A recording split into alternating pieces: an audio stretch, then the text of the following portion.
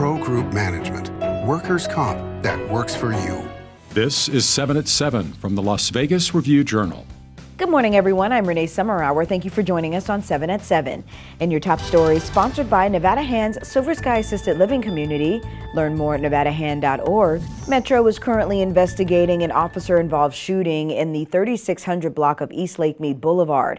An officer has been transported to UMC Trauma, and their condition is unknown at this time. A man is facing open murder charges after police accused him of killing another man after an argument. Police say after killing the man in Las Vegas, 30-year-old Gino Julian drove to California to try to dispose of the body. San Bernardino County officers found a vehicle stuck in the desert with a burned and partially buried body near the vehicle, who was later identified as Aaron Chavez. A street vendor who had been facing deportation after being arrested was granted bail this week. Jose Carlos Hernandez Perez, who was also an asylum seeker, was being held at Immigration Customs and Enforcement custody before making a virtual appearance in immigration court. The court action to grant the $2,500 bail reduces Hernandez Perez's chances of deportation, according to his immigration attorney. For more details, visit lvrj.com/crime. Another dramatic scene unfolded Thursday evening during the school board trustee meeting as the teachers union protested for higher wages. Review-Journal's James Schaefer has the video from the meeting.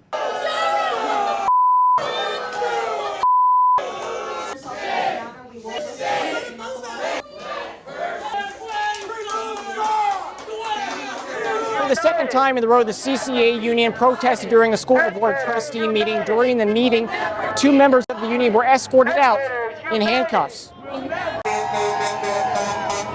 It was the second protest this month organized by the Clark County Education Association that coincided with a board meeting. Union officials estimated about 5,000 demonstrators protested Thursday at peak attendance. One in attendance was Tirsa Vonman, an educator and demonstrator. I believe a lot of people don't understand why we're protesting because it looks like we just got a raise a few years ago. Our little raises that we got, much of it was taken back. The union has set a Saturday deadline to reach a 2-year collective bargaining agreement with the school district. For the Las Vegas Review-Journal, I'm James Schaefer. In your weather report, brought to you by Star Nursery, your garden's partner for every bloomin' thing. A small but powerful storm caused flooding along the Strip Wednesday evening, including some rain damage in at least one Las Vegas resort. Video on social media shows water damage at Harris, knocking out ceiling tiles. In an emailed statement, Harris said, quote, "Some ceiling tiles were damaged, but the roof did not collapse, and only minor repairs will be necessary." Sunny skies are in your Friday forecast. Today's highs reaching around 101 degrees with light winds. Tonight, mostly clear skies, lows around 83 degrees. For the weekend, sunny and mostly clear as temps rise. Moderate winds on Saturday, and we won't see any chances of rain until about midweek next week. Evenings will see clear skies with lows in the mid-80s, low 100s heading into your work week.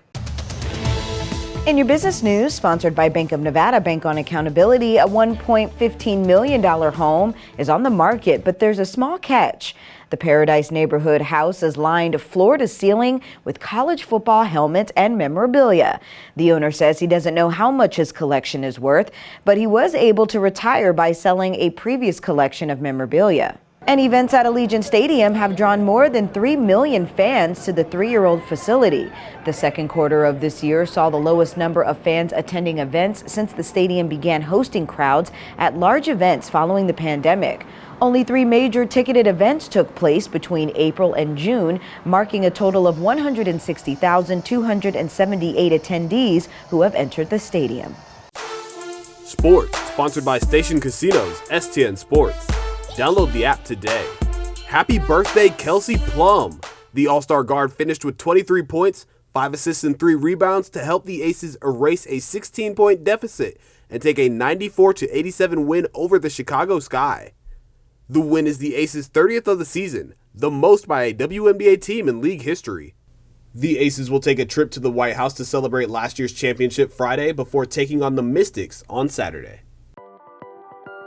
In your health news, sponsored by Boulder City Hospital, we're here for you when you need us. The health district is investigating 3 cases of Legionnaires disease at 2 hotels in Las Vegas.